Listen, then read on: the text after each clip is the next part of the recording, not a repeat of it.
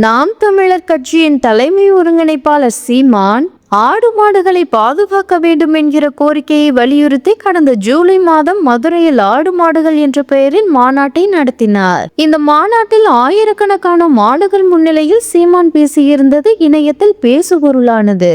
இதையடுத்து கடந்த ஆகஸ்ட் மாதம் திருத்தணி அருகே அருங்குளம் கூட்டுச்சோலை மனிதநேய பூங்கா வெற்றி தோட்டத்தில் மரங்களின் மாநாடு என்ற பெயரில் மாநாட்டை நடத்தினார். அதனைத் தொடர்ந்து செய்தியாளர்களிடம் பேசிய சீமான் மலை, கடல் மற்றும் தண்ணீர் மாநாடு நடத்த போவதாக அதிரடியாக அறிவித்தார். அதன்படி கடந்த செப்டம்பர் 27 தர்மபுரியில் மலைகளின் மாநாடு என்ற பெயரில் மாநாட்டை நடத்தினார். அடுத்ததாக நாம் தமிழர் கட்சி சார்பில் திருச்செந்தூரில் கடல் மாநாடு நடைபெற உள்ளது.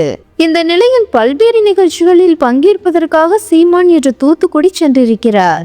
அதன் ஒரு பகுதியாக கடல் மாநாடு நடைபெற உள்ள திருச்செந்தூர் அருகே உள்ள அமளிநகர் மீனவர்கள் பகுதிக்கு சென்று அங்குள்ள மீனவ மக்களை சந்தித்து பேசினார். இதையடுத்து மாநாடு நடத்துவதற்கு ஆய்வு செய்வதற்காக திடீரென சீமான் தனது படைகளை திரட்டி படகில் ஏறி கடலுக்கு சென்றார் என்பது குறிப்பிடத்தக்கது.